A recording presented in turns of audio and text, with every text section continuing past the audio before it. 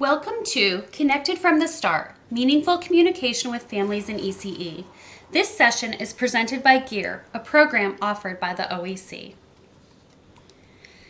My name is Tracy Protz. I am an early childhood education specialist for CREC and a GEAR facilitator. I can be reached at tprotz@crec.org. Let's take a look back.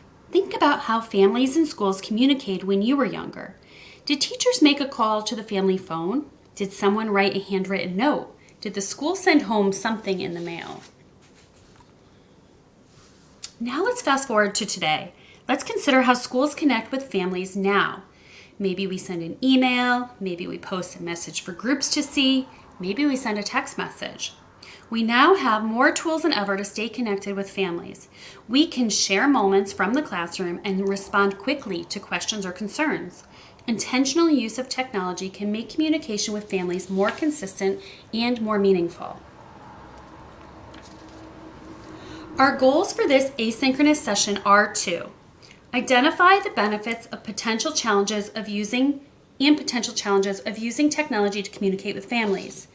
Compare and evaluate a variety of digital tools that support consistent, two-way, and inclusive communication with families. Explain and reflect on best practices for using technology in ways that are ethical, accessible, and culturally responsive. And to design a simple, actionable plan to enhance family communication using one or more technology tools. The benefits of using technology with families are as follows. It's easier to share updates, reminders, photos, and resources. There are multiple means of communication available, whether it be text, video, or voice messages. Technology enables quick two-way communication, and language barriers can be bridged with translation features.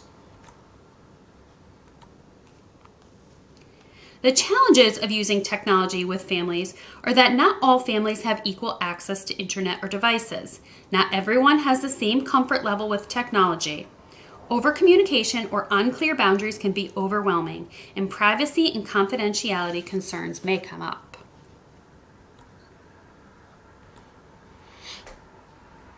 Reflection Prompt 1. You are welcome to interact with this session in a way that best meets your needs. If you are watching as a team, please feel free to pause the video now and use this prompt as a discussion starter. If you are listening independently, please pause and scan the QR code using the camera app.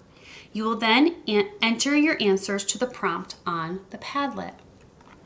I'm going to show you what the Padlet looks like. Once you scan the QR code, you'll go right to the Padlet and you will answer your questions right here. Here is your reflection prompt.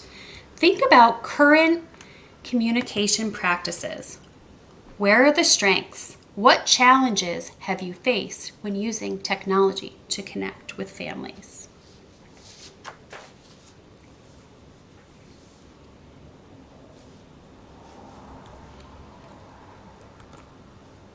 You may be interested in different apps for communication.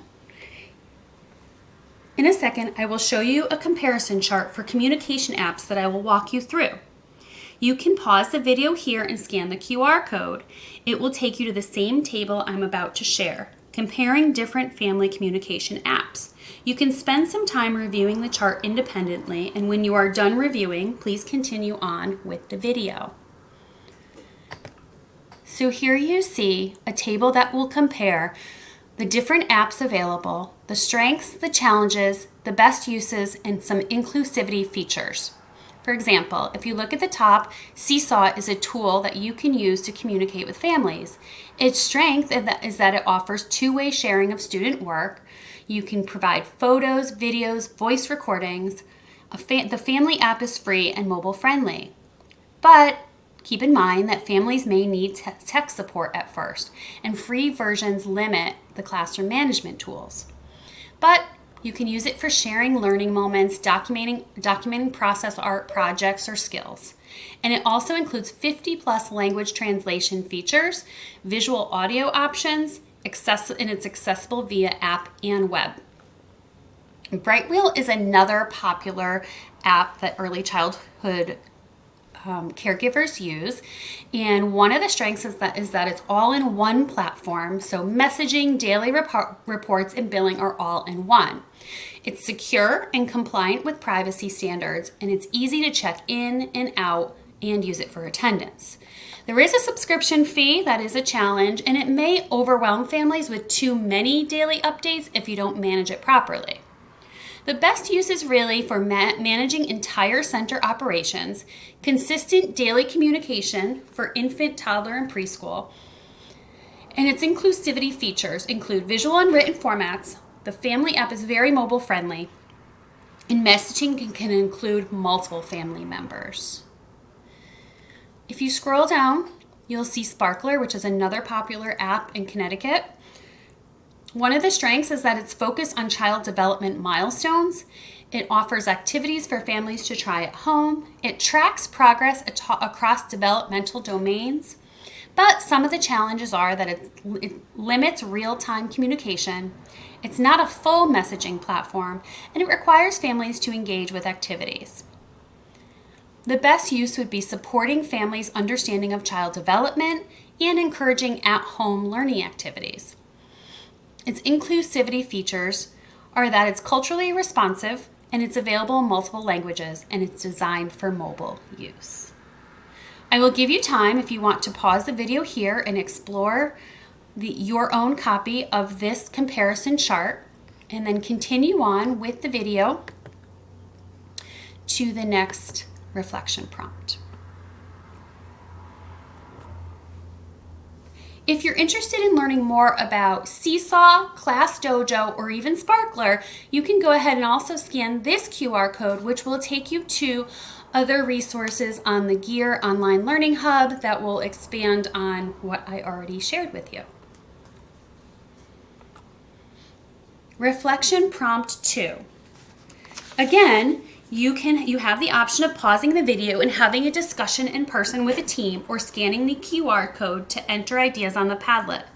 Choose one app that you feel best fits your classroom communication needs. What features make it a strong choice? What would you need to make sure families can access and use it?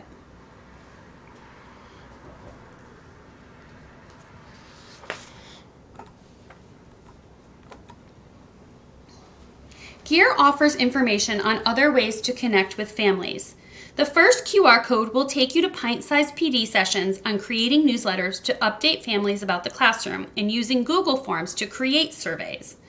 The second QR code below will take you to a Tech to Go session about using Google Meets.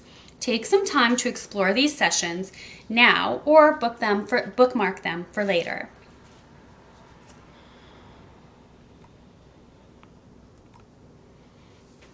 Moving on to reflection prompt 3 for group discussion or independent reflection on the Padlet.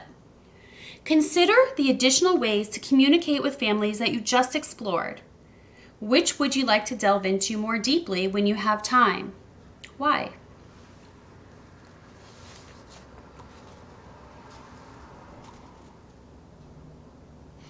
We want to make sure our technology used with families is ethical, accessible, and culturally responsive. I will share a checklist with you that you can use for reflecting on your use of technology. By pausing the video and scanning the QR code, you will be able to access the checklist independently. Please also review on your own before moving on to the next reflection question.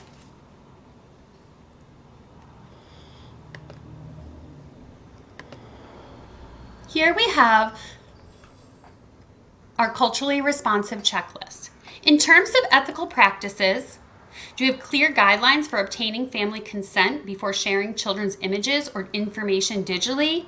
Do you follow your program's privacy policy when using apps, social media, or email? Do you avoid discussing sensitive topics with public or insecure channels? Do you use professional and respectful language in all digital communications?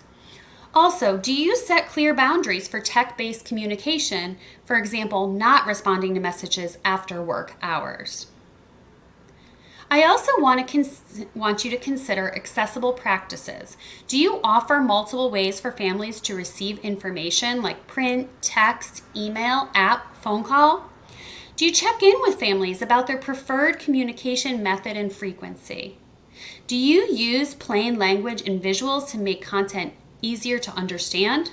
Do you use tools that support translation and screen reading when needed?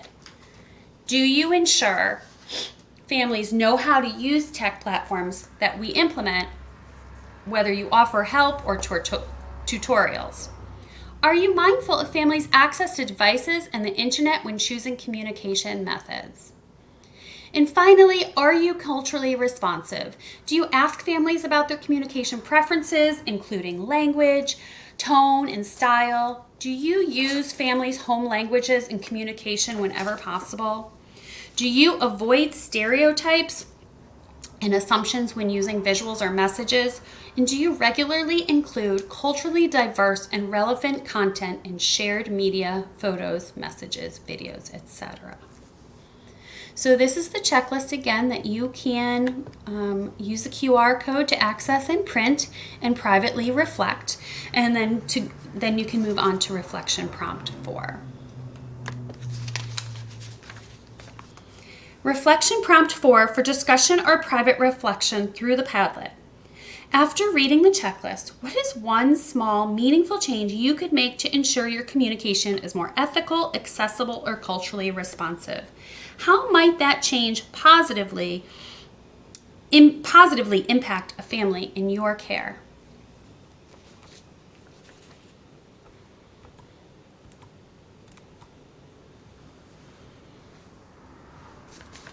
Thank you for joining me for this session, Connected from the Start, Meaningful Communication with Families.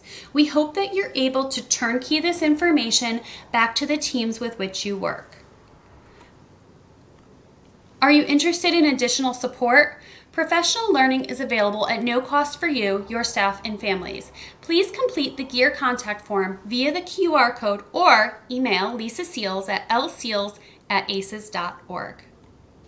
Thank you again.